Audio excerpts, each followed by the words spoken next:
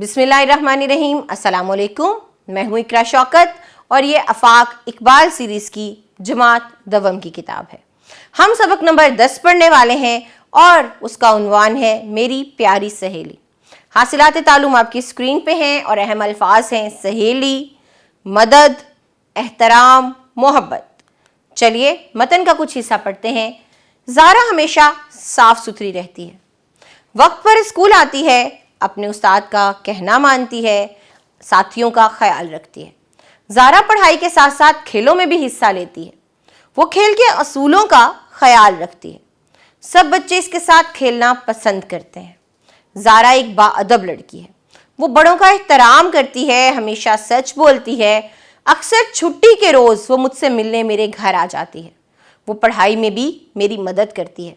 ज़ारा की अच्छी आदतों की वजह से सब इसे पसंद करते हैं। मुझे भी ज़ारा से बहुत मोहब्बत है। चलिए आगे बढ़ते हैं और मुश्किल अल्फाज के मानी देखते हैं। एहतराम, इज्जत, रोज़, दिन, अक्सर, आम तौर पर, मोहब्बत, प्यार। सवालात को देखते हैं। ज़ारा और सना कौन सी जमात में पढ़ती हैं? तो जमात दवम में पढ़ती हैं। ज़ारा की 2 अच्छी आदतों के बारे में बताएं। तो ज़ारा हर काम अच्छा करती है, यानी वो वालिदैन का एहतराम करती है, वो वक्त पर अपना काम करती है, वो अच्छी आदत वाली है। आपने सबक में जो भी आदत पढ़ी हैं कोई सी 2 बताइए। क्या आपने कभी अपने किसी दोस्त की मुसीबत में मदद की है? अगर की है तो कैसे की है? इस सवाल का जवाब आप सब दीजिए। इसके बाद हमारे पास गलत और दुरुस्त जुमले हैं। तो पहला जुमला है सना की सहेली का नाम नासरा है, नहीं ज़ारा। ज़ारा हमेशा सच बोलती है, दुरुस्त है।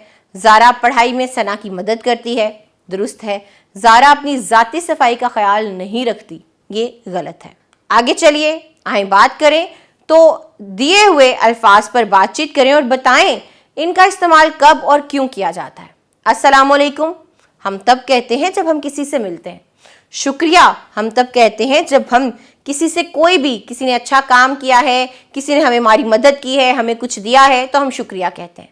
मेहरबानी भी इसी तरह इस्तेमाल होता है और माफ़ कीजिएगा जब हम कोई गलती करते हैं। आगे बढ़िए, कवायद को पढ़िए। बच्चा खिलौने से खेल रहा है, बकरी ने चारा खाया, अम्मी जान ने चाय बनाई। तो यहाँ हमने खिलौने, चारा और चाय को नुमाया किया है। ये क्या है? ये ऐसे अल्फाज हैं जिन पर किसी काम का असर पड़ रहा है और इनको क्या कहते हैं? इन्हें हम मफूल कहते हैं। जैसे कि इसको देखिए, अहमद ने किताब पढ़ी। तो क्या पढ़ी? किताब। किताब मफूल है। मुर्गी ने दाना खाया, दाना मफूल है।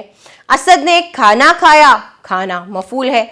सारा ने दरवाज़ा खोला, दरवाज़ा मफूल है। बच्चों ने सबक याद किया, तो बच्चों ने क्या याद किया? सबक। सबक मफूल है। लड़कों ने क्रिकेट खेली, तो क्रिकेट मफूल है। आगे आइए, लिखाई की महारत को देखिए। किताब इंसान की बेहतरीन दोस्त है। इस मौजू पर 5 जुमले अपनी कॉपी में लिखिए। तो अगर आप किताब को वाकई दोस्त समझें तो ऐसा है, क्योंकि उसमें हर मौजू से मुतल्लिक हमारे लिए रहनुमाई मौजूद है। किताबें हमें दुरुस्त रास्ता दिखाती हैं, हमारी मदद करती हैं अच्छे और बुरे को पहचानने में। और एक अच्छा दोस्त वही होता है जो हमें अच्छाई और बुराई में फ़र्क बताए। तो किताब एक बेहतरीन दोस्त है। इस बारे में 5 जुमले लिखिए। अगला सवाल महारत हयात का है।